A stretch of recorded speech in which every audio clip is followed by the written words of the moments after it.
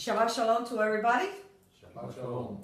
And welcome again to another Shabbat, which is his day of rest. And here today in Florida, in Lake Placid, it is a gorgeous, beautiful day. Maybe a little humid, but that's okay. Because you know what? It is gorgeous, it's beautiful, and I know that he has something very good for all of us, and he has a blessing. Today we have entered his blessing day. Amen. It says that in the seventh day that Yahweh rested. And it's the only day out of the week that doesn't have an evening or a morning. It is a day that he says that he blessed, he separated, he made it kadosh. So today we are in his day, we are in his rest. And how many of you, including me, how many do we need the rest? So I need the rest. Oh. I know I need his rest. Take it easy. I know I need his blessing. I know I need his love. I need his joy. Amen. I need his understanding. I need his protection. Yes. Protection from what? From all the garbage that I put in my mind. Yeah. Because I put a lot of garbage in my mind. Oh boy, yes, we sure do. So with that due, today I am going to talk to you and bring the word what is called, originally I had the title was called Responsibility is a Behavior, which it is. But I thought I changed it to job title Responsibility. Now, as I stressed this before, this is something we don't do. Normally it's not done on Shabbat. Shabbat is, we do the reading in the afternoon. And the reason we do this is because in the morning is when really, it's a day that we can all come together in his camp. We can come together so he can reveal us, so we can learn, so we can really catch up. And because a lot of information has been denied to us. Now, how many of you needs to change something in your life? Yes. How many of you need to learn something out of life? Yes. And how many of you really want to learn to better yourself? If you said yes to all these questions, then this message is for you. Amen. Now, I want you to go with me to the book of Matthew. Okay? Matthew chapter number 7, verse number 24. Now, here Yeshua is speaking about a parable which is talking about two houses, or a man, built his house on the rock and the other one built his house on the sand. Mm-hmm. Okay? So go with me to the book of Matthew chapter 7, verse number 24. Amen. Therefore, whosoever heareth these sayings of mine and doeth them, I will liken him unto a wise man which built his house upon a rock. And the rain descended, and the floods came, and the winds blew, and they beat upon the house, and it fell down. For it was founded upon the rock. Everyone that heareth these sayings of mine and doeth them shall be like unto a foolish man which built his house upon the sand. And doeth not shall be like unto a foolish man which built his house upon a sand. The rain, here the rain of this man that is building the house on sand, the rain represents the strongholds. The rain descended, and the floods came, and the winds blew, and beat upon the house, and it fell, and great was the fall of it. Okay? Now,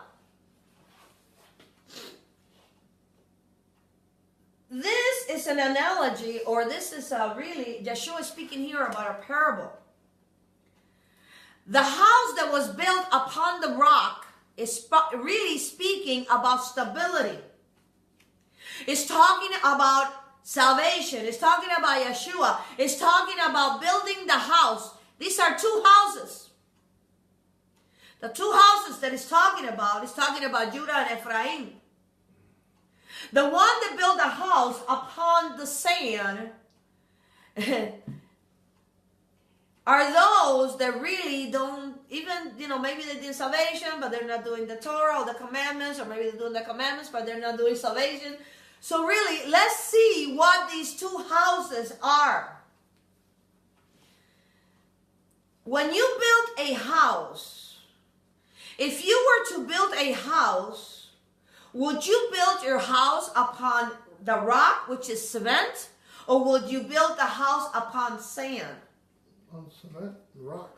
What this is talking about, even though it's talking about Israel and the two houses, it's also talking in modern times, it's talking about two types of stability.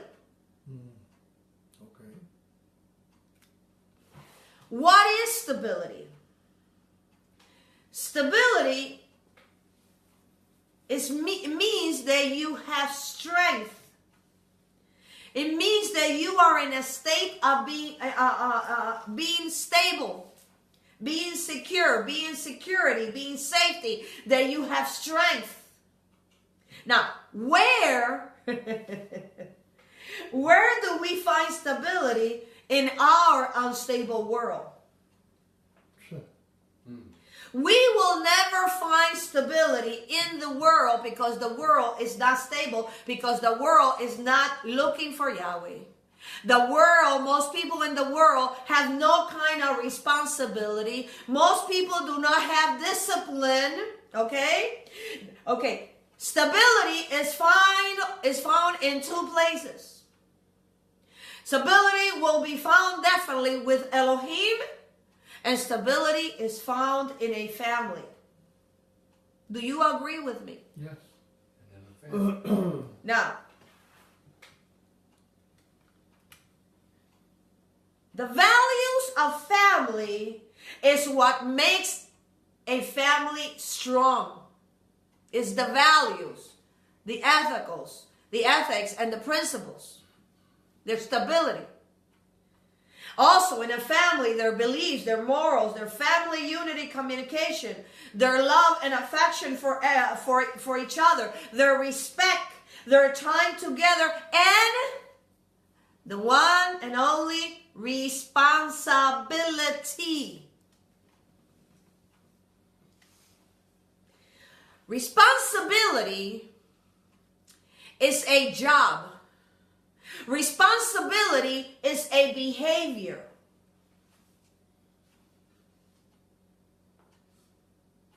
You and I are responsible for what we do in our lives. Now, Yeshua here is talking about two houses. It's talking about one house that is strong. Now that is a responsible family. That is a responsible house. That is a responsible wife. Responsibility is a behavior. Responsibility is a job. And responsibility is work.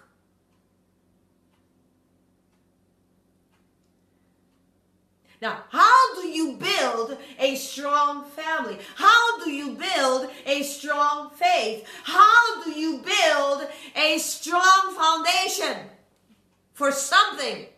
Anything. What? The way you build a strong family is by paying attention not only to individual family members, but to the family as a group.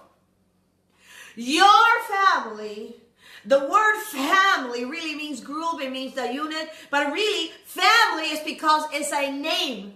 You come from a family name. Israel is a family, it's a house. So what is your name of your family? What does it represent? Does it represent responsibility? Does it represent love? Does it represent youth? Does it represent togetherness? What does it represent when you talk about your family? Now that's one thing, but what happens when you talk about yourself? How responsible are you for your actions? Ouch, that hurts.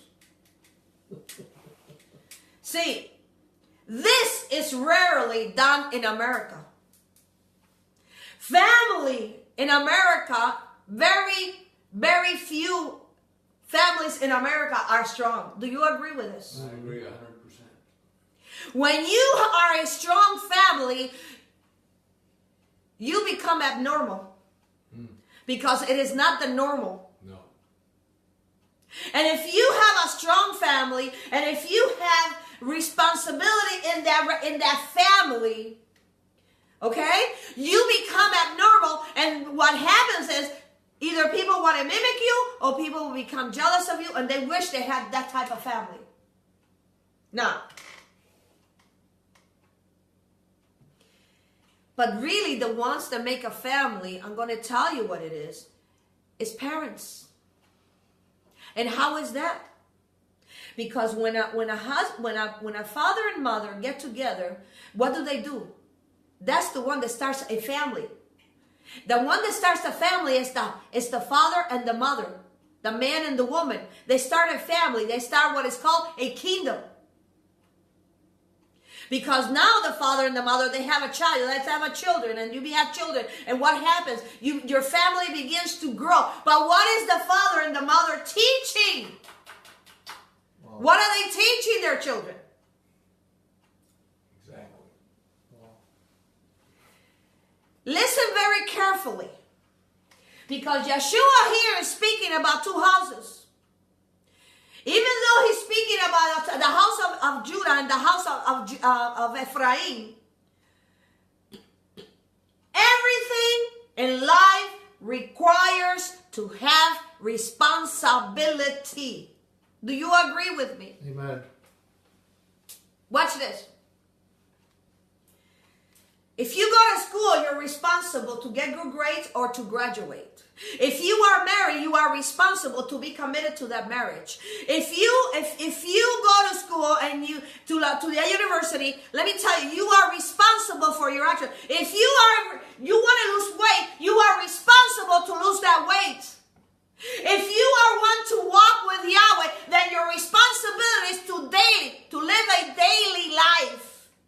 It is a responsibility not to talk the talk, but to walk the walk. See, walking, it means that you're going to put it into action. It's called responsibility.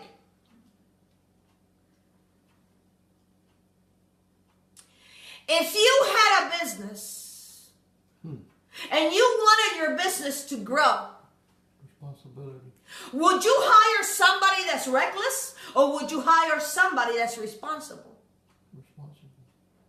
And how would you know that person is responsible? Because they got a beautiful resume, gorgeous resume, that it says, oh, this is the man, this is the woman. How would you know somebody is responsible? Number one, Actions. Number one, actions. Number two, the name says it all. Number three, the way the person expresses himself. Number four is what you have seen in that person doing. That when you go into it, if you're interviewing somebody for a business or for your job or for a job, look at the person, the way they express themselves. Yeah. If you're good in judging character, you will know if that person is responsible or not. Because see, in order for you to make it in life, in order for you to excel in business, in order for you to make it in your marriage, in order for you to make it, including whatever it is that you need people, you need to be responsible, you need to be what?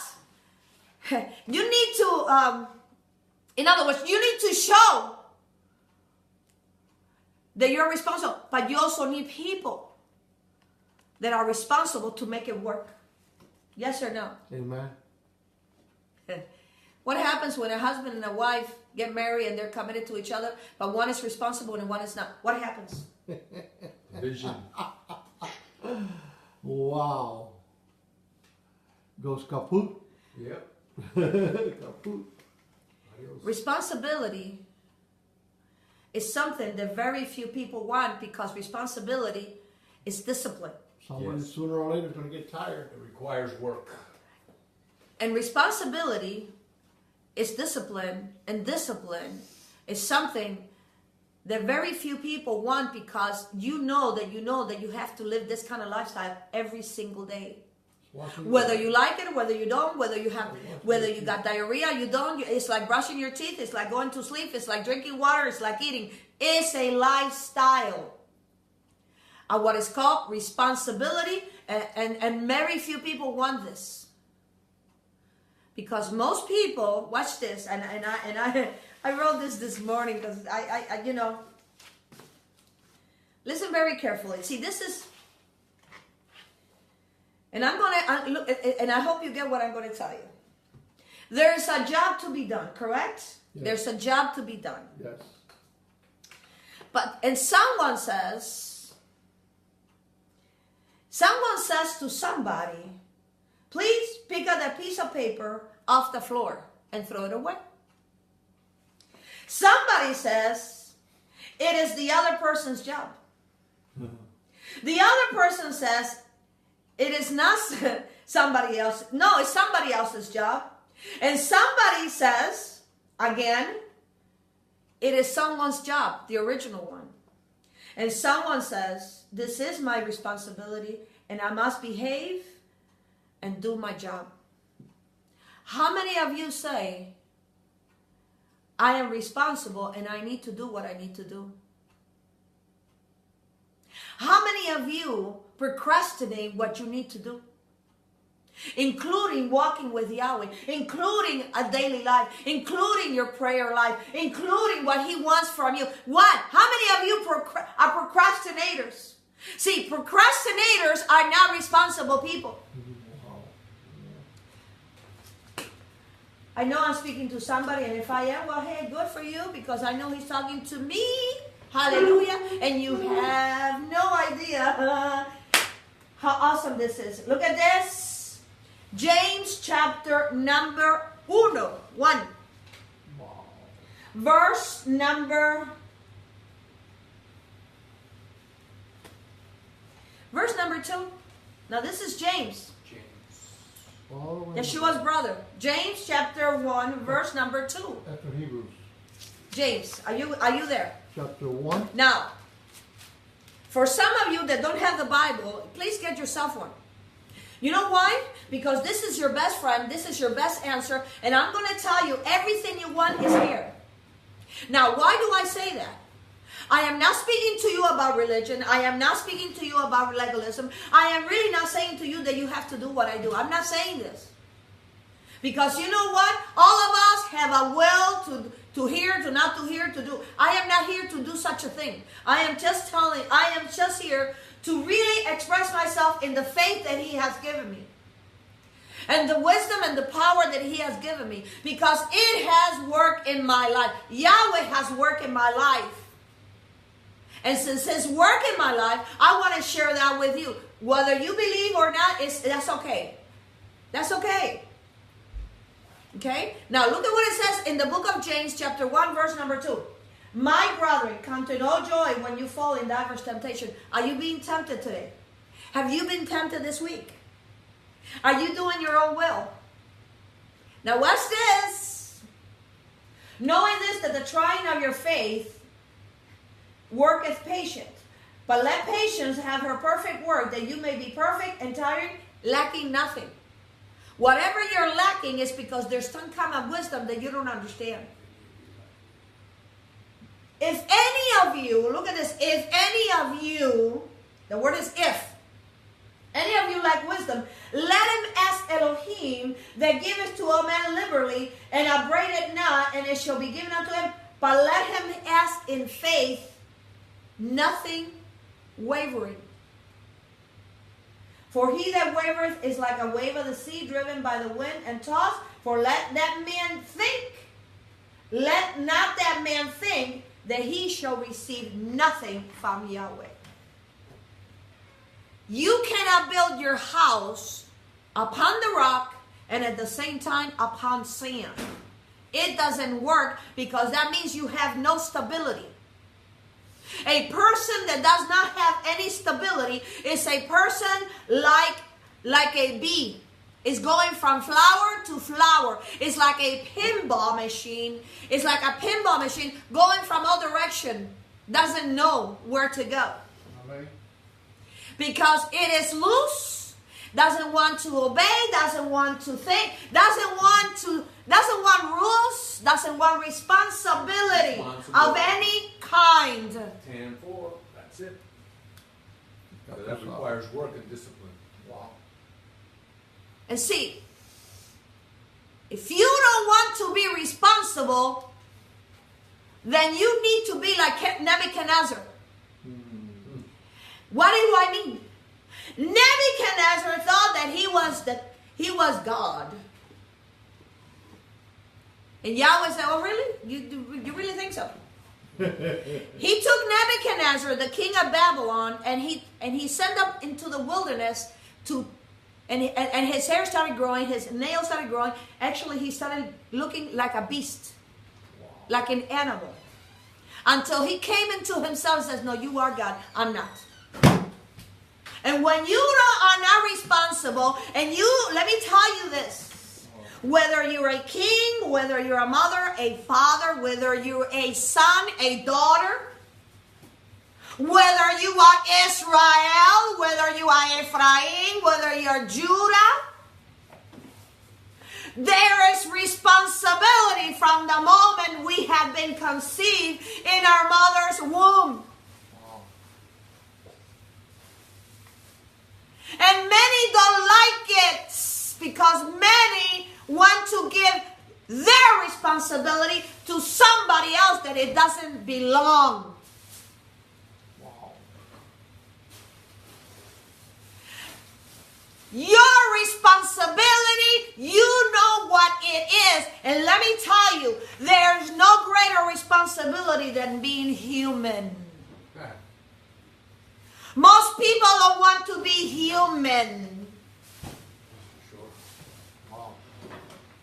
And when you are human, you have different titles. The title of either being a woman or a man. The title of being a child. The title of being what? A bride or a husband. A title of being a father or a mother. A title of having a job, a career. A title of being a lawyer. A title of being Yahweh's child. Everything comes with responsibility. Yeah. Yep. Wow. But see, responsibility is a virtue. And everybody wants it, but nobody wants to work it. And this is why there's very little generals. Not everybody can be a general. Not everybody can be a chief. Not everybody can be a coach. Not everybody can be a teacher. But we, all of us, listen very carefully. Wow. All of us are students of life. Do you all agree with me? Amen. And when you understand that you are a student of life, you become responsible on the hat that He has given you.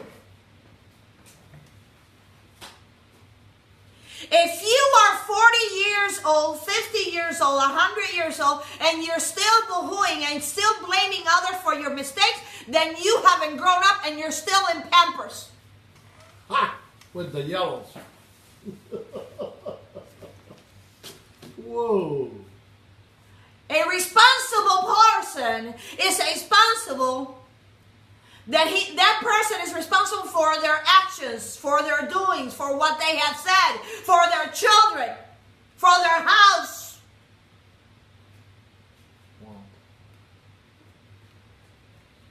Yeshua said, my house shall be called a house of prayer. How often do you pray? How responsible you are in prayer? Tell me. And I'm speaking to believers. See, we all want something good. We want something good. We want positive mental attitude, and we want to get inspired. There's nothing wrong with that. I believe in that. But once that inspiration and once that motivation leaves and once that positive word leaves and a positive mind, what do? Do you still do the same thing? How responsible are you? have you brought up your children? How do you treat your husband, your wife? How? Hallelujah. What kind of responsibility do you have with the Most High? Wow. This is a powerful message, you know? That's it. Or are we going to say the way Elvis Presley said, I did it my way? Well, honey, he's down there somewhere. And he died at the age of 42. That's messed up. A reckless person is a person that does not have any stability because they are constantly like a wave on the sea. Today I love you, but today I don't love you. Today I believe in you, but today I don't believe in you. They're in the world and they're with Yahweh. Yahweh says that person is not going to get anything from me. Everything we do requires responsibility. Amen. Responsibility means is able to give an account for our own actions when we require to do so.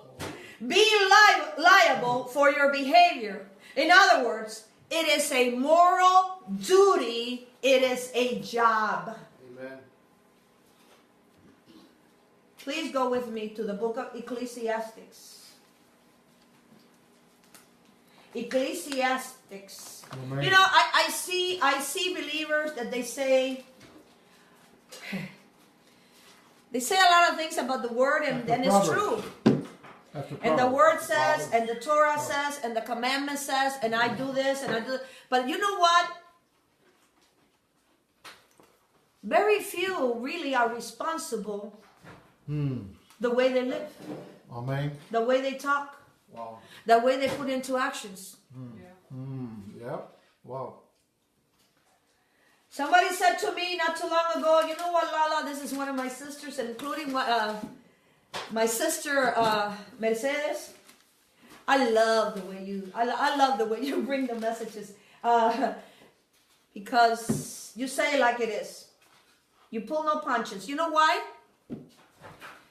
I pull no punches because I believe that I am speaking to adults. Nobody wants to be good. And only children, adults that are children, cannot bear this kind of teaching. Because they get insulted and too much conviction come upon them. Oh. Well, maybe that's what you need, because you need deliverance. Wow. You need deliverance. How much for that possessed toy? You need deliverance. Wow. Let me ask you this. Hearing this message on responsibility, Wow. how many do you think, do you need some kind of deliverance? Do you need to be more responsible in some area of your life? Yes. Yes. Yes. Yahweh says, my people are destroyed for lack of knowledge. My people are destroyed for lack of responsibility. Wow. My people are destroyed for lack of morals. My people are destroyed for lack of faith. My people are destroyed for lack of His anointing. Wow. And my people are destroyed for lack of the Aleph and the Tav. Word. The word. Wow. Look at what it says in Ecclesiastes chapter number 12. Verse number number 13. Now, this is Solomon, a king, Wow. had all wisdom. He lacked nothing. Yes. Everything good. He married about 1,000 women. Nothing lacked for no material. He had the wisdom of Yahweh. Amen. But it went to his head, and he forgot his responsibility as the king of Israel to bring the Torah, to bring the commandments to Yahweh. Look at what he said almost on his deathbed. What it is to be responsible. Look at Ecclesiastes chapter 12, verse number 13. Amen. Let us hear the conclusion of the whole matter. Fear Yahweh and keep His commandments, for this is the whole responsibility of man. Yes. Amen. For Elohim shall bring every work into judgment, and every secret thing, where it be good or whether it be evil. Wow. All I can say is wow. Our responsibility. He says there. What is the conclusion of the whole matter? Fear. Obey. Solomon said this. The whole responsibility of man is to what? To fear Yahweh. Reverence. To reverence Yahweh. Wow. And to do his commandments. Because this is the whole responsibility of man. How many people, believers, have taken some of the pages of the Bible, and I'm really going to get very technical right now, and have taken the Bible many times because they're not responsible, and had torn the paper and has cleaned their butt with it? Woo! How many? A lot of people. I know a couple.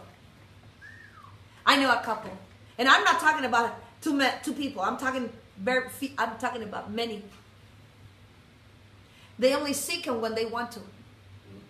Their responsibility, they feel, is only to seek him when they want to. They have a license. Because they have a license? Yeah. A license to sin. They have a license to sin, thank you. A get out of jail pass. Yeah. They have a license. Listen very They carefully. bought it at Walgreens. Adam and Eve only had one responsibility. Wow. Yeah. Uh-huh. Uh-huh. That's right. One responsibility. And then they decided to take the road less traveled. Yeah. Now that the road of what? Less traveled. Oh. They decided not to be responsible, and they decided to do their own responsibility, and actually they decided to do it their way. Yeah. Always good. Sin can. They broke Yahweh's commandment. And what happened? Look at how far we see. Most of the time I take it to Genesis.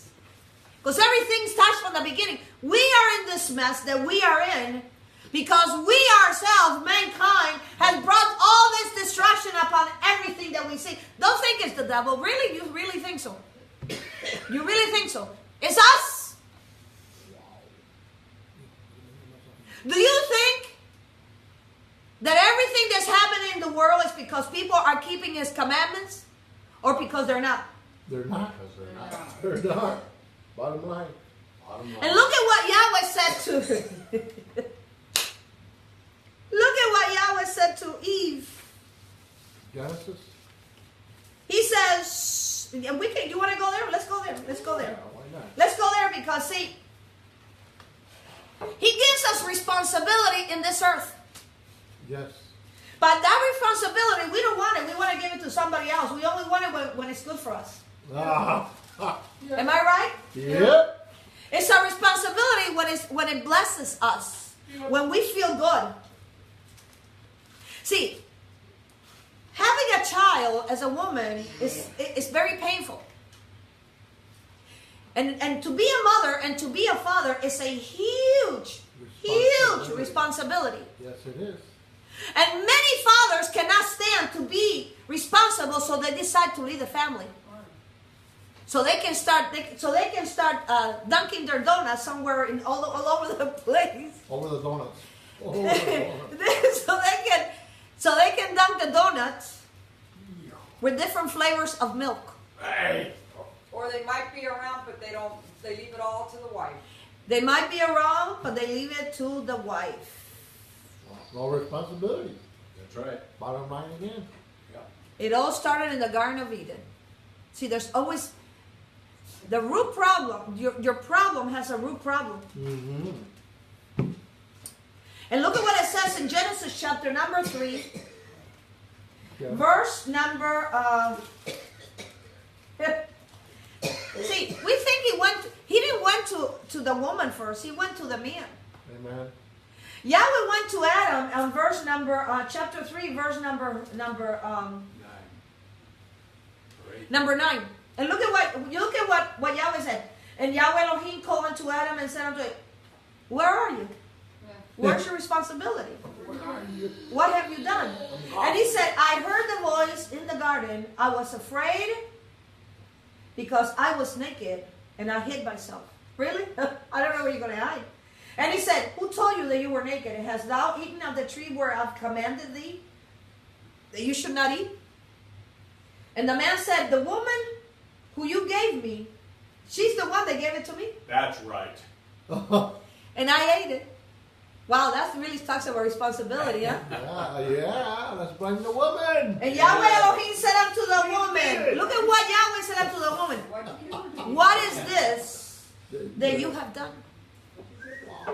In other words, where's your responsibility, Adam? Where's your responsibility, Eve? And the woman said unto the serpent, in other words, she's blaming the snake in the grass. The serpent. And I ate it. So we got always somebody to blame. Sure. And of course, Yahweh went to the serpent and he did the sentence. But I'm trying to prove a point here. Neither Adam or Eve Took responsibility. saw their irresponsibility. They were irresponsible. They were reckless. And Adam knew that from doing what he did, that he was going to bring sin to all human beings. Wow. Ooh, wee.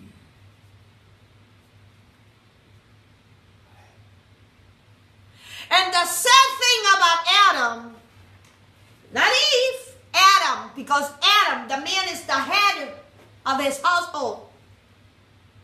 The man is the one that brings the rules. The man is the one that protects. The man is the one, hallelujah, the lion of his house.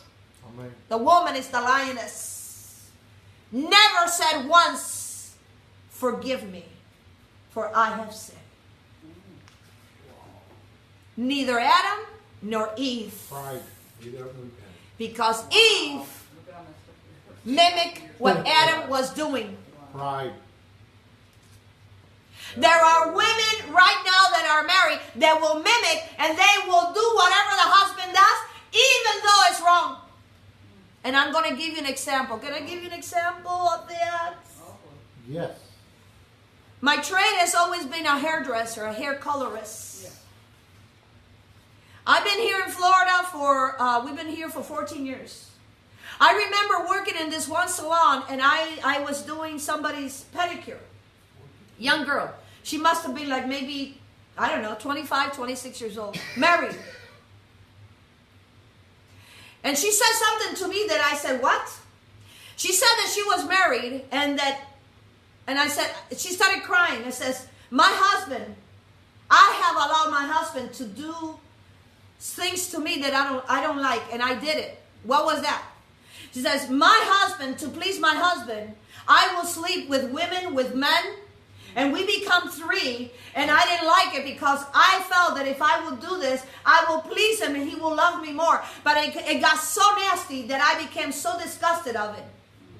I will cry and says, I don't want to live this lifestyle anymore because I'm a Christian. Yeah. I believe in God. All those are bad. I said, let me tell you how bad this was. It came to a point that my husband didn't want me as a woman. He wanted like multiple partners to be in the bed. Now he not only wanted me to be with a man, now he wanted me to be with a woman, and then he wanted me to be with an animal. Holy guacamole. Wow. No, no. She says, that drew the straw. That was the straw. He said, that's it. Now she's telling me this and she is crying. Many Christian believers, a lot of women, I'm telling you because they have spoken to me, they will stand a lot of things in their marriage because they think it's the right thing to do, and it's not. Abuse, any type of abuse in a marriage is wrong.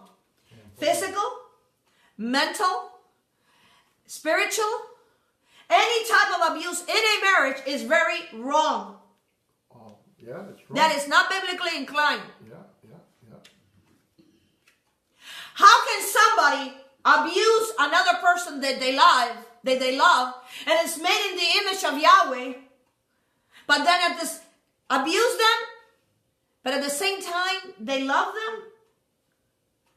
No, that person, that man, or that woman, but that man, what it's doing, they're taking advantage of that woman. But I love God.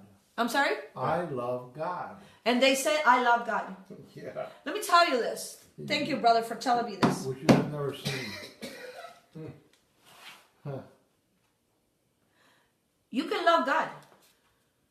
And I believe everybody loves God. Even atheists, they have to form some kind of like, I believe, something. You can say that you love God. But how many of you really know the God of Israel or the Elohim of Israel? Do you know what he likes? What he doesn't like? Do you know what his voice sounds like? Do you know how far he will go for you? There's a difference between loving and knowing. You can love a banana. You can love fish.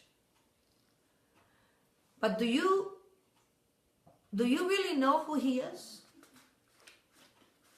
Amen. Do you know what kind of power he has? Do you know that your Creator has given his son for you? Amen. So we can live. Yeshua died so we can live. Sure. And then we're constantly complaining. Wow. Because we don't want to be responsible for our actions. And then if we are liars, and then if we like to steal, let me rephrase that.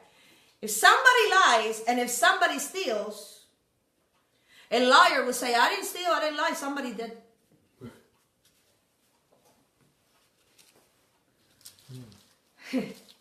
Thank you, Father. Yahweh is telling mankind, where are you? Where's your responsibility? Wow. Your actions bring consequences. Yep. Because consequences, it can be good consequences, it can be bad consequences. It says in the book of Proverbs, you don't have to go there. Train a child in the way it should go. And when he is old, he will not depart from it. He's not talking about beating your child. See, this is a wrong concept. A lot of Christians believe that you should beat your son and your daughter. You should beat them up so they can really learn. No, that's not what it's saying. If I were to teach you something, would you like me to get a bat and beat you up? Because I really want you to learn. Wow. I mean, really. That's cruelty, and that's physical cruelty. That you don't do that like that. What that means is you train your child, and what that means is the Torah, the commandments, the word. You train up a child in the way of the word, how he should go, and when he is old, he will not depart from the word. Being responsible is being an adult, is being a big person. And what that is called, what I call, welcome to life. Welcome to adulthood. Exactly. Many do not want to be adults. Nope. And the reason many do not want to be adults is because when you're an adult, you have what is called, you must be responsible for life, for your life. Many say, I don't hate kids. I hate responsibility. I don't like food. I don't hate food. I hate responsibility. I don't want to cook it. I don't hate marriage. I just hate the responsibility. Mirror, mirror on the wall, who is the most responsible of all? Listen very carefully. What is responsible? What is the responsibility of being responsible and behavior? Some might think that being responsible is the same thing as being accountable. It is not. These are quite different mindsets. Being accountable means you are answerable and willing to accept the outcomes or results of a project or activity. You're accountable for doing some kind of job, something that you need to do. But when you are responsible, responsibility goes much further. It is the mindset that says this. This is what a responsible person says. I am the person who must make this happen.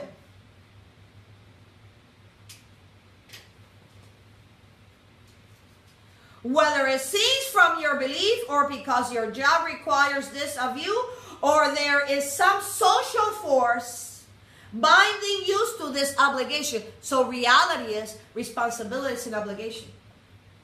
On a scale from 1 to 10, how many people do you think are responsible? On a scale from 1 to 10, how many people really they do their full obligation of what they have to do in their jobs, in their families, as believers? How many people really are obligated to do what they need to do?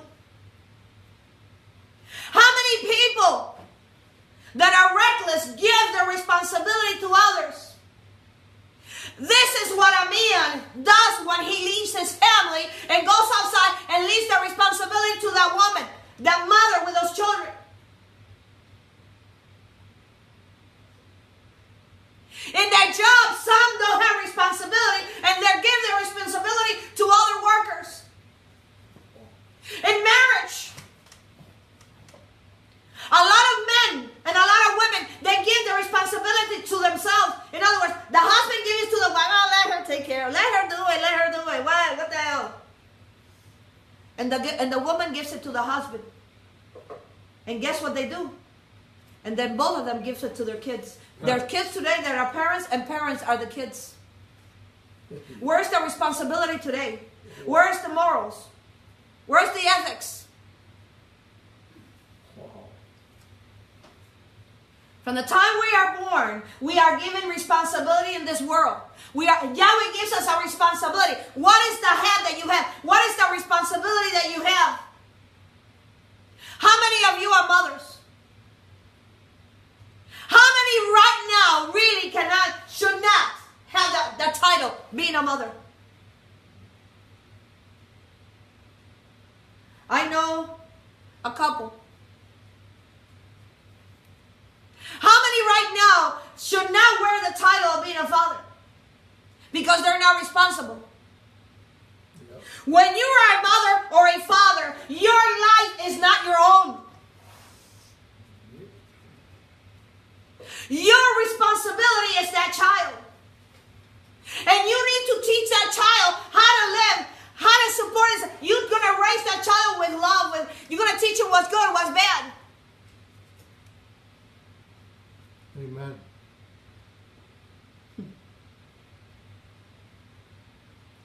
How are you taking responsibility in your life? See, we all want answers for something.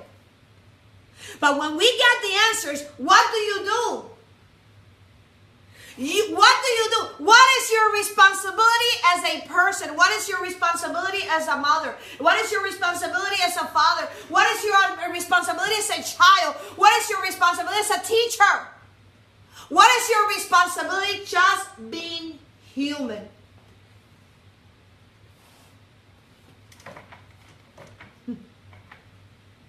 Do you know who Uncle Ben was? I know all of you heard this. Tío Ben? From the rice? Uncle Ben is from the movie Spider-Man. Oh. Uncle Ben was Spider-Man. Oh, I can't remember his name. Spider-Man, the one that did Spider-Man. It was the uncle of Spider-Man. Oh, he was really responsible. So now, Spider-Man becomes he's strong. You know, wow, I'm strong. I can lead buildings and I can do all this. In other words, now he feels like, wow, he's inflated, like a balloon. And he's talking to his uncle in the car. He's got the power. And he says, Uncle, I got this power. And the uncle looks at him because what Spider-Man has not realized, that he has somebody, his uncle, that loves him. That his uncle is there for him. that his uncle is his responsibility because, he loves him. So now his ego is called the ego. See, our ego, when it gets in the way, we want to, and I'm talking about ego, our ego, our pride. It got in his way, and he says, I got the power, uncle. And his uncle said, do you want me to come and pick you up later on? Uncle, leave me alone. I got the power, uncle. Because he's not being responsible for what he has been given. And he said, and Spider-Man says, no, before he says this, his uncle says this. Son, with great power comes great responsibility. Are you ready for that? And he turns around, Spider-Man, and what did he tell you? You are not my father.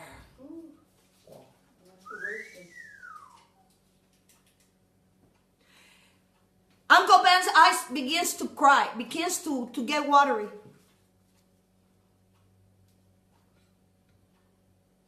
And he goes, I love you. He didn't even say goodbye or anything. He just walks out. When he comes out of the building, because I'm not going to get in detail, he sees ambulance and he sees ambulance and he sees police cars and he sees a bunch of stuff, not knowing what's happening, and he runs. And he sees his uncle dead, almost dead. He starts weeping because he did not hear the wise word that his uncle was telling him. With great power comes great responsibility. He dies. He was never able to say to his uncle, thank you for the wise words you have said. I love you too.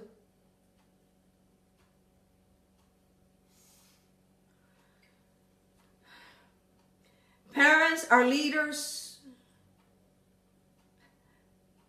and leads their children to excel. Being a family is not just a title. A family, a strong family, is the action of their example. The Bible says, submit yourself therefore under the mighty hand of Elohim and resist the devil. Resist recklessness. Resist immaturity. Resist ignorance. Resist the devil and he will flee from you.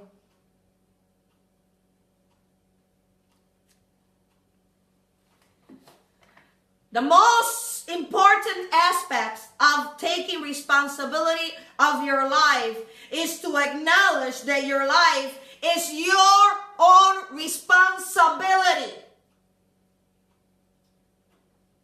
No one can live your life for you. You are in charge of your life because it's your responsibility that Yahweh has given you. No matter how hard you try to blame others, and you have. You have blamed others for the event of your life. Each event is the result of the choices you made and are making right now. The choices that you have made is your own responsibility in your life. You cannot blame your mother, your father, your friends. You cannot blame Chichiriku Mandinga. You cannot blame nobody. You cannot blame the world. You cannot blame, because the world does not owe you anything. Nobody owes you anything. The only thing I owe you is love. And I'm giving to you right now. You know why I'm giving you love? Because I am giving you the wisdom from the word so your life can be better. Amen. Yahweh said to men, to husbands, love your wives. And he says to us, love your neighbor as yourself. I am loving you as myself because I too am learning from this. Taking full responsibility for your life is to be the captain of your own ship. How big is your ship? That right now you're the captain. How big is it? Is it little? Is it big? What kind is it? What kind of stuff? What is it? It's a dinghy. I was just gonna say that. A dinghy. And when you take other people's responsibility over your head, you are going to become so tired because that responsibility does not belong to you. You gave that responsibility to yourself. Give it back. It doesn't belong to you. Your children's children are their children. It's not your responsibility. It's their children. I love my grandsons. Believe me, I got 3 grandsons and I love them. And let me tell you, sometimes they're with us and it's awesome. But that responsibility is my daughter's and my son-in-law. It's not mine. You know why? Because I see this in grandmas all the time. They take the responsibility of their grandchildren that is not there because they want to do what? Because you love them? No, that's not love. That's not love. That means that you don't like yourself. That means that you don't love yourself to say no. You have to learn how to say no. That responsibility belongs to your children. That responsibility does not belong to the grandparents unless the children have, something's happening or whatever. But if my daughter is completely well, why should I take that responsibility upon me? No, that's theirs. Listen very carefully. You already had your share. In a business, in the corporate world, to make a business successful, you need many people that are responsible in different departments. You need accountants that are responsible. You need workers that are responsible. You need managers that are responsible. Supervisor. You need people that are going to Respond. you need computer analysts to be responsible. In other words, in a business, each person are responsible for their duties. In your marriage, in your family, even in the kingdom of Yahweh, there is a responsibility that you have, and you cannot give your responsibility to someone else because that responsibility does not belong to them. And shame on you if you are giving your responsibility to someone else. That means that you...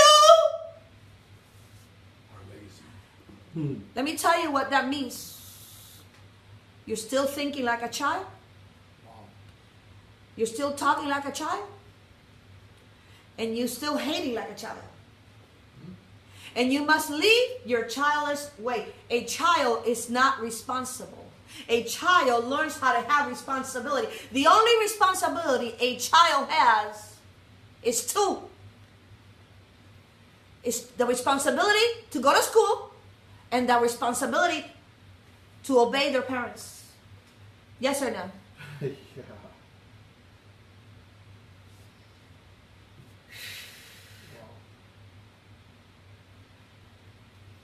When you are responsible, you become happy. When you are responsible, people will not understand you. And when you are responsible, your job is to get the job right done. But there's going to be a time that when you are focused and when you're doing your responsibility, people are going to think that you are either crazy or that you are a workaholic or you are a crazy-holic or you some kind of holic, okay? Because they don't understand you because they don't understand responsibility. The word responsibility means that you are responding. You are responding to a cause. You are responding to something that you need to do. And you are responsible. But when you give that responsibility, to somebody that doesn't belong, shame on you. How I did know this? And I said this before, and I'm going to say it very briefly. My parents, at the age of 5 years old, my parents gave me the responsibility of being 22 to 25 years old. The responsibility that belonged to them. I had to clean my house like I was 25 years old. And if I didn't do this, my mother literally, she would beat me up. So I was forced to have a responsibility that did not belong to me.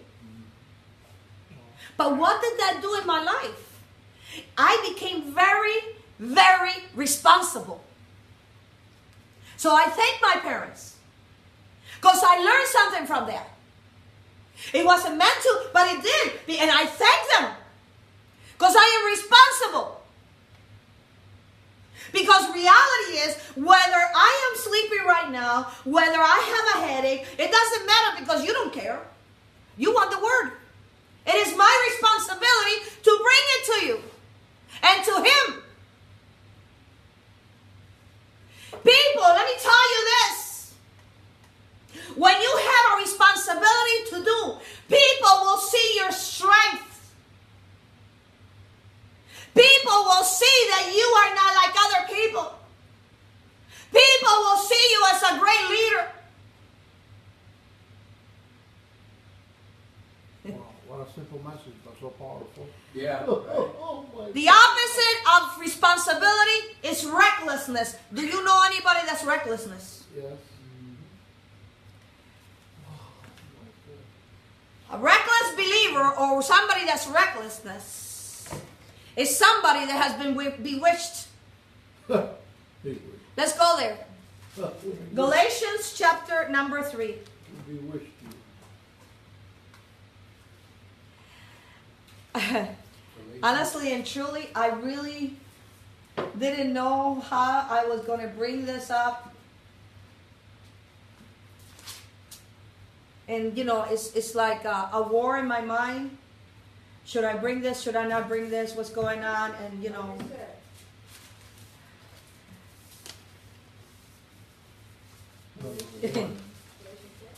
Chapter 3.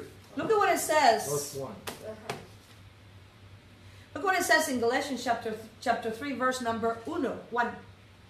O foolish Galatians, who has bewitched you, that you should obey the truth, before whose eyes Yeshua HaMashiach has been evidently set forth, crucified among you? This only would I learn of you: receive the Ruach, the Spirit, by the works of the law, or by hearing of the faith? Number one, what Paul is talking about here is, the commandments does not save anybody. The commandments and the law does not bring his Spirit. But we need to follow it, and we need to obey it. Because we don't belong in this world. Verse 3. Are you so foolish, having begun in the Spirit, you are now made perfect in the flesh? In other words, you have started to believe Yahweh. Yeah. And you loved him, and you became very responsible in your faith. And then all of a sudden, you just like, what? It doesn't matter? You have gone cold? Why? You left your first love? Where's your responsibility? In other words, to you out there, when you hear this truth, and I'm talking about believers, are you just there to hear the word so you can change? Or are you here to hear the word so you can change, but obey him? See, obeying him is a responsibility.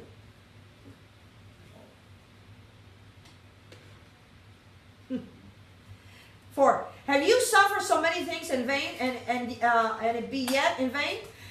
He therefore that ministered unto you the Spirit worketh miracles among you, do it not by the works of the law, or by the hearing of the faith. Even as Abraham believed Elohim, and it was counted to him to be righteousness. Know ye therefore that they which are of faith, the same are the children of Abraham. What is faith? Obedience. What is faith? Obedience. Faith is obedience. If you take the third letter of the Hebrew letters of the alphabet, it's, you got the Aleph, Bet, Gimel. Gimel is the third letter and really represents the picture of a camel. What does a camel does when he rests? He bends his knees and he rests. So the word faith, it means obedience. It means to have the responsibility to obey him, and really, so we can be blessed. Means obedience. Now, and it says, you don't have to go there. In 1 Timothy 5:8, it says, but if any provide not for his own, and especially to those of his own house, and he shall deny the faith, and is worse than an infidel. Yeah.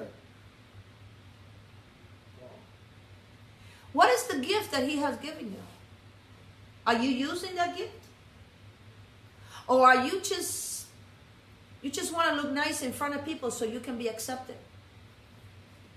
See, if you're not doing the gift that he has given you, then you are not responsible.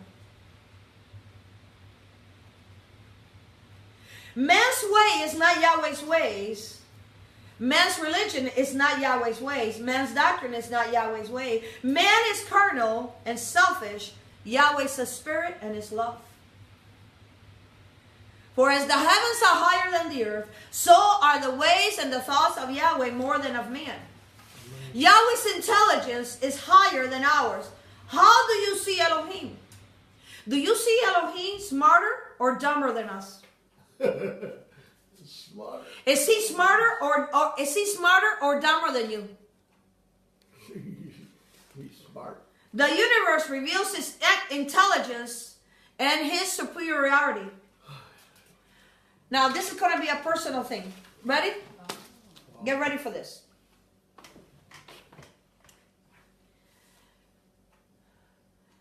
You have two families. Your family, your natural family, and your spiritual family, correct? Amen. Yeah. Okay? Now, on what foundations is each of those families being built on? What is the foundation that your natural family was built on? Think about it. Was your natural family built on witchcraft? On alcohol? On abuse? On the Torah? On the commandments? What is your natural family's foundation built on? Wow. That's a tough Bad one. words? That's a tough Love? one. Affection? Wow. Think about it. Your natural family. What is the foundation that your natural family has been built on? Has it been on what? Honesty. Is your family responsible? Have you learned responsibility of your family? Somehow. Then you are. The product. By their fruits you should know them. Whether you learn responsibility from that or you have not learned responsibility, today you can learn responsibility and take responsibility for your actions. Yeah. What about on the faith? On the family of faith? On the family of faith that you are connected to, what is the foundation of that family of faith? Is it the Torah? Is it the commandments? Is it the Yahweh's feast? Is it, here comes Santa Claus, here comes Santa Claus, dun, dun, dun, dun, dun. Is it the Easter bunny dropping all the way? Is it Halloween? What is the foundations of the family of faith that you associate with? What kind of responsibility do they have? Wow. Do they talk the talk or do they walk the walk?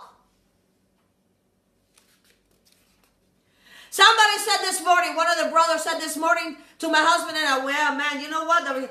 You both have tremendous faith. I mean, your faith is there. High waters, it rain and storms and this and that. You're there. Your faith is strong. I'm going to tell you why it's strong. Because that faith he has given it he has given it to me. And that faith he has what? Developed. Your gift needs to be developed. A child needs to be developed. Your mind needs to be developed. Your mind needs to be transformed. Like Yeshua. So what happens? As he develops this faith that he has given, you become stronger. You become powerless. In other words, no power. You cannot. You become unstoppable. You become untouchable. You become great because greater is he that is in you than he that is in the world. Amen. We are born in this world not knowing nothing. Listen very carefully, please. Sure. From the moment we are born to the time we are 7 years old, the only thing we do, we record messages in our minds. Children, during the time, the process of from the moment they're born to 7 years, the children learn through recording what they hear. They learn how to walk what they see. So from you're born to 7 years old, you learn to do what is called living in recording. From 7 years old all the way through, you live that recording, even if it's bad. You live that recording, even if it's not responsibility. It is up to us to change our way of living, because we can change. Yahweh says, I give you a choice. I give you blessings and I give you curses. I give you life and I give you death. I give you light and I give you darkness. Choose today who you will serve. We have a choice on what we have been programmed from the time that we were born to the time we were 7 years old to change the hard drive and better ourselves. Become more responsible. Become more loving. Become, hallelujah, courageous. Become overcomers. Amen. Become joyful and become loving. Wow.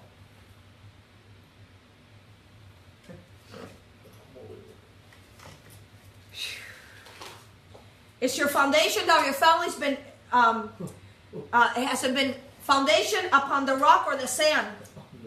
The foundation of your family has a foundation on love or hate, appreciation or neglect. What is the main focus of responsibility in your family? What has been the main focus of your family? What has been the main focus in your family? What is their duty? What is their job? The family you were raised in.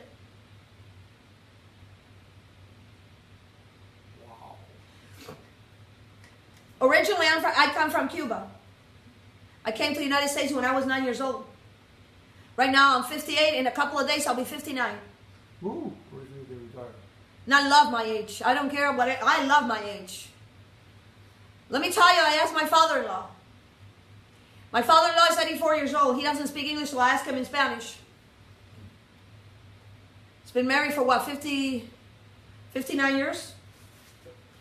I asked my father-in-law and my mother-in-law, Rogelio, Ana, why did you get married? Of course, he's talking about a long time ago. And he says, I got married because I wanted to have sex. And my mother-in-law said the same thing. I said, you mean to tell me you got married because you wanted to have sex? And he goes, yeah, in those times you need to get married because without getting married, I cannot have sex. I said, well, you really don't need to get married to have sex. Or to have sex to get married. And then he goes, well, I love her. And she loves me. I said, that's not the reason you get married. You do not get married because you love each other. Amen. Well, how is that? Because before you get married, you're already in love. So you don't get married because you're in love. No. You get married because it's the right thing to do. It's Yahweh's thing to do. And marriage is a responsibility. And many cannot take it. Many husbands and wives don't want the responsibility. Wow. So they leave the marriage. Oh. They leave the marriage to the wife. And they leave the marriage to the husband. And guess who suffers? The kids? The children. Yeah. But when you have a marriage that is very responsible, you have a marriage that is upon the rock. You have a marriage that is upon loving, trusting. No matter how impossible you are, no matter how many flaws you have, it's a marriage that says, I am committed to make it work. Commitment means responsibility. Amen. Marriage is not just a marriage. Marriage is a commitment to make it work. Finishing school is a commitment, responsibility to make it work. Yeah. Because what are you going to teach your children? You are going to teach your children the same thing. It is a chain reaction. Wow. Thank you, Father, for giving me this revelation knowledge. Listen very carefully.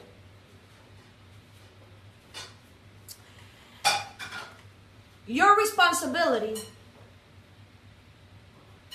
my responsibility, is my life, correct? Yes.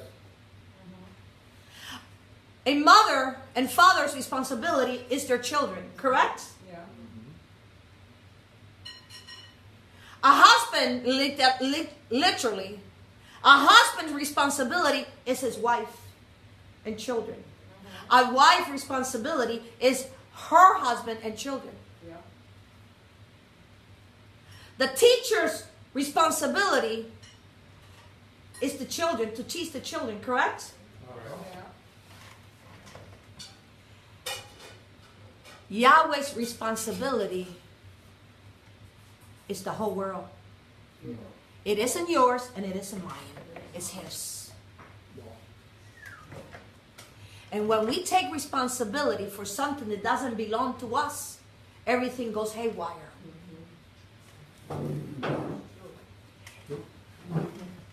Listen very carefully. Yahweh responsibility is what goes on in this earth, because the world, earth, is his business. Mankind is his business. Yeah. And Yahweh has placed some here and some there, and then when he gives us wisdom, and then we think, just because he has given this gift, now we want to take responsibility for the whole world. Yeah. And Yahweh looks at the earth and says, what, Adam, mankind, what have you done? What have you done to my house? What have you done to the earth? What have you done to the trees? What have you done to the environment? What have you done to the water? What have you done to the food? What are you doing with animals, with children? What are you doing with other human beings? I just place you there so you can take care of my responsibility, because I knew the gift and the responsibility and the duty that I gave you. But what have you done to it?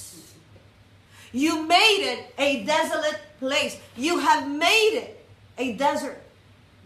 You have made it chaos. Mankind, man, what have you to say to yourself? The woman you gave me, she gave me to eat. That's right. The serpent, he beguiled me. My wife is a very good. And only the responsible one says, forgive me, I have sinned. for I have sinned. Wow. Are you receiving this? Yes.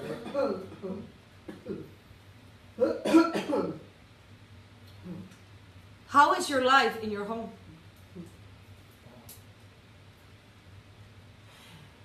Are you sleeping well? Is there love and shalom? Is there blessings? Then Yahweh is in your house. But if in your house there's screaming and there's arguing, there's animosity, there's hatred, there's jealousy, there's no love, then Yahweh's not there. He is love.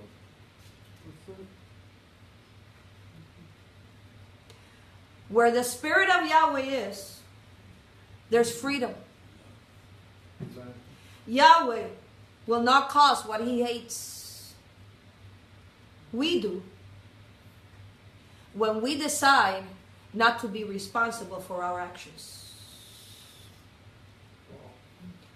A married couple, a married man that has left his children and his wives abandoned is a coward. Is a coward. And gives the responsibility to that mother and that child and everything it has. It's a man that doesn't know how to wear pants. It's a man that still is wearing cloth diapers. It's a man that doesn't know how to have responsibility. If there's a mother that says, I am going out with the girls this weekend. I'm going to leave my children either with her husband or maybe with a friend because I need to have fun. And goes out for 2 or 3 nights doing whatever. Doing the monopoly business. Building the empires. And that children, maybe they might be hurt, might be raped,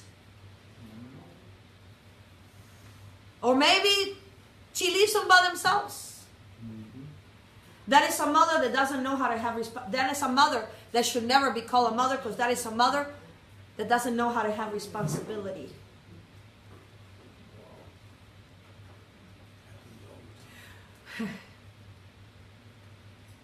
The only one that can make a family is a mother and father. They start having children, that becomes a family. It becomes a family tree. What are the values, beliefs, the morals of your mother and father? What is the values, beliefs, and morals of your Father in heaven? Some of you, your father has raped you. Some of you, your father and mother has condemned you. Some of you, your mother and father has excelled you, has helped you, has loved you. But Yahweh says today, I will never leave you nor forsake you. Even if your mother leaves you, even if your father leaves you, I will never leave you. Come, my son and my daughter, enter into the chambers of happiness. Today you have become my son. Today you become my daughter. How important are children to a father and mother?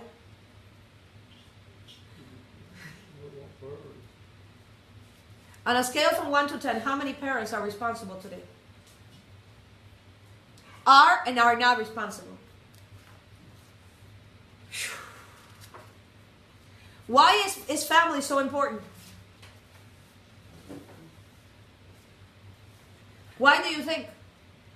It is the only place that we have, like it's called a unit, and we are accepted. Whether we can say whatever we want and we're still accepted. Everybody wants to be accepted. A family is like glue. A strong family is like glue. They always stick together and help each other. Why? Because somebody cares. A strong family is a family that takes responsibility. When someone in the family gets hurt, they say, let's go and help them. It's like, I'm not a doctor and I am not a scientist, but I'm going to say it my way. When you get a cut, you start bleeding. Immediately, the body, there's the blood, there's things that goes there, and immediately there's these workers that go where you've been cut to heal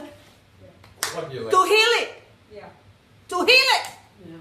That's what a strong family does. They go to heal it. Yeah. They go to help you.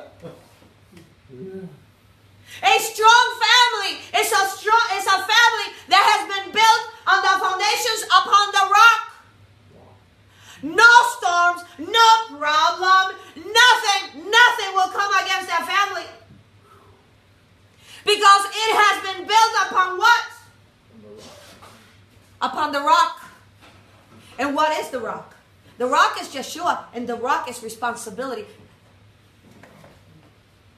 Where are the family values today? Where are the families eating in the table today? Where is the father sitting and speaking to the children and to the grandchildren? You know where they are? Playing games. How sad. Fathers and grandparents and grandfathers, a lot of them are teaching their children and their grandchildren how to play in the internet, how to play in the cell. My grandson, I have 3. 9, 6, and 2. They know how to play they know how to play the cell better than me. Yeah. I only know how to turn it on, turn it off. Do I got any messages? Let me send a text and let me hear what it said. Or sometimes I send a message to Facebook. That's it. Don't ask me anything because I really don't care. All those gadgets, I really don't care. Because the one I care that's in there is you. The one I care is when I send those messages is what Yahweh gives me because He knows you're going through something that you need some kind of word so you can feel strengthened that He is with you. What is that called? It's called responsibility. You don't know what's going to... You don't know when I send those messages what I'm going through that day. You have no idea. And neither do you care. And you shouldn't. Because my responsibility is what He has given me. The gift that He has given me. Is it working for some of you? Yes. It's not me. It's Him. Is it working? Yes. Sometimes they tell me, Maria, I listen to those messages when you send those little messages. And through the day, I'm thinking about those messages that you send me. You know why? Because He is everywhere. He is responsible for His people. He is responsible, hallelujah, for His creation. Are you responsible for your life?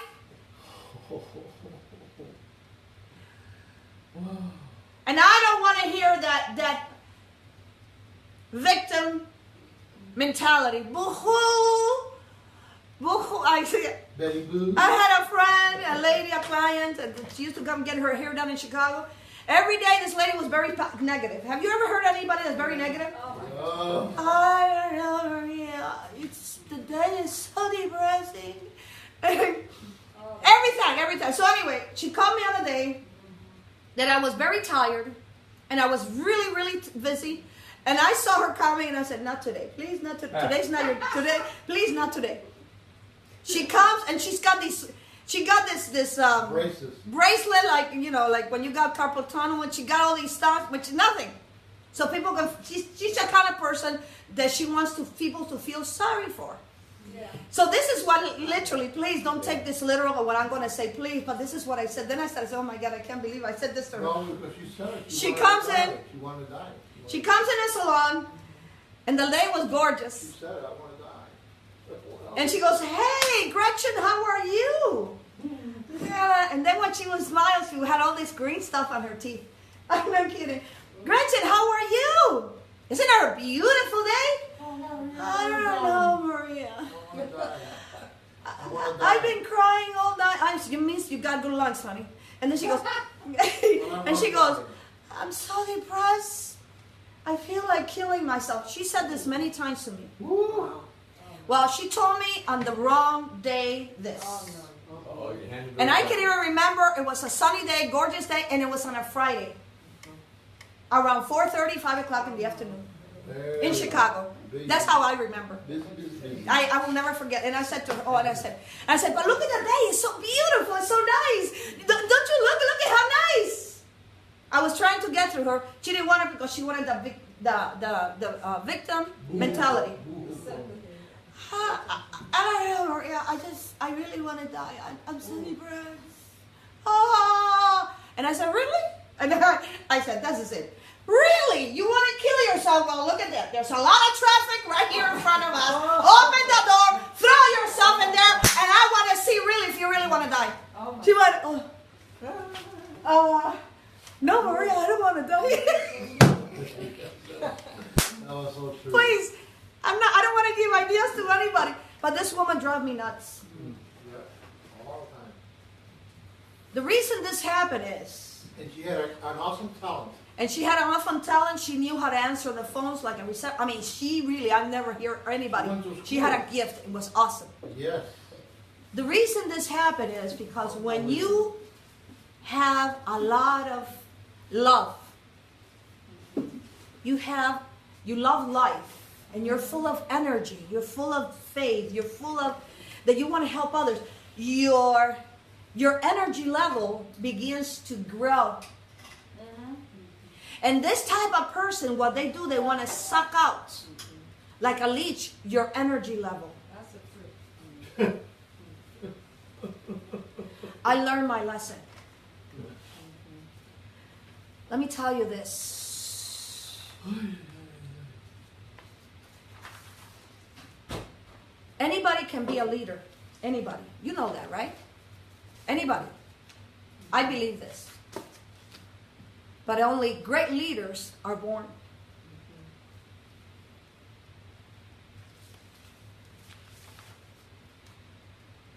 Samson was not responsible until the very end of his death.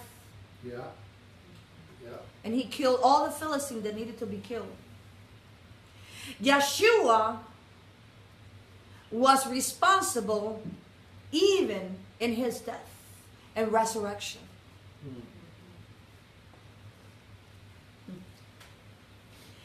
Adam and Eve were not responsible for their actions.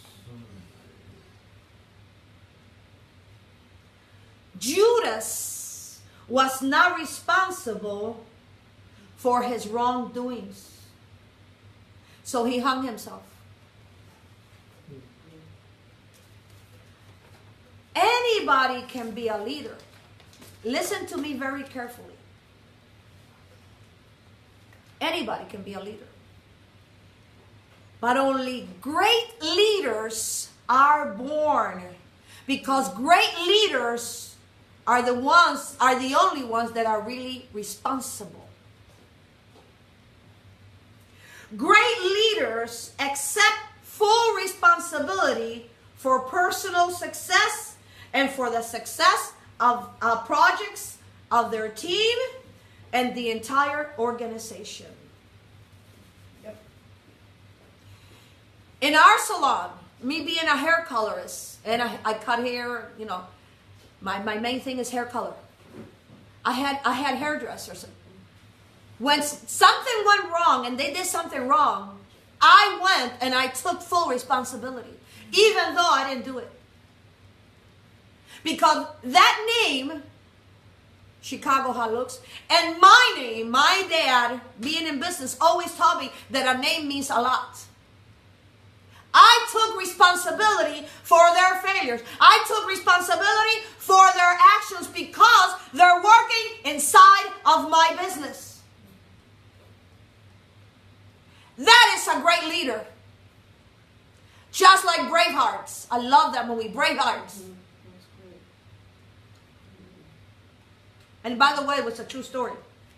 Becoming responsible requires developing and refining the following core qualities of accountability, self-confidence, courage, and focus on the whole.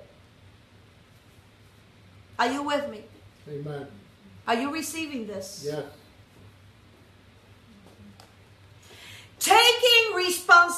Humility is the highest mark of a great leader.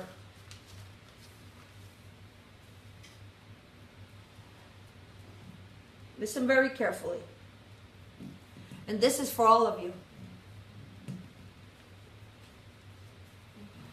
You are about to embark on a journey that will last the rest of your life. The journey of becoming who you are. There will be happiness and sorrow. There will be good times and bad times. You will make some good decisions and some mistakes.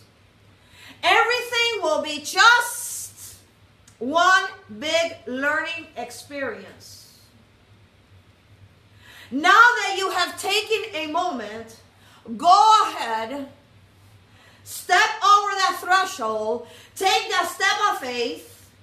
Life was to made so you can live it.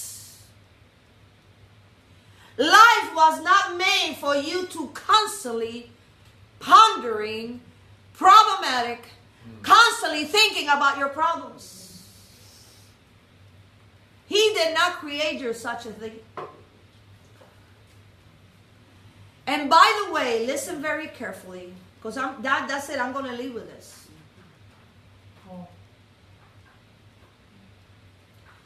Throw away your worries. Throw them in the garbage disposal. Throw them outside. Leave them in your closet. Get rid of your worries from your minds. And don't worry. And be happy. The Bible says, in prayer, you need to pray that you already receive. You have to pray that whatever it is you're praying for, you already living it, and you already receiving it, and you already giving Him thanks.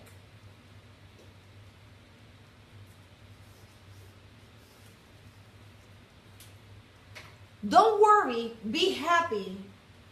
And from now on, have a great life.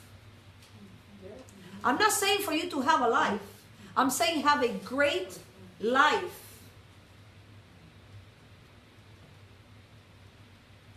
Yeshua said, I am come that you might have life, and that you might have it more abundantly. The word abundantly means more than enough, constantly growing, constantly being blessed. So what's your problem? Don't worry and be happy. Listen very carefully. Life is what you make of it. Stop waiting for Yahweh to do something for you. Why don't you make something for Him? When He sees you moving, He will move for you. When He sees you sitting, He will also sit. Life is what you make of it. And what you make is what life is worth living. Let me say that again. Your life. Now somebody's like, your life is what you make of it. And what you make of it is what makes life worth living. Write down right now, whether it's in your mind or if you have a piece of paper and pencil, right now, write what makes life worth living. What makes life worth living.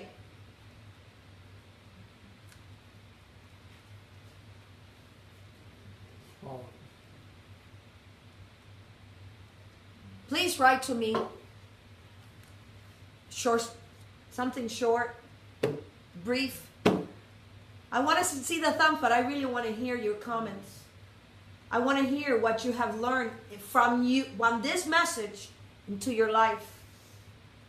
See, such as important it is for you to hear this, it's important for me to hear this from you. Because that gives me more faith. Life is what you make of it, and what you make of it is what makes life worth living. Have great shalom on this Sabbath. Shalom Aleichem. What have you learned today?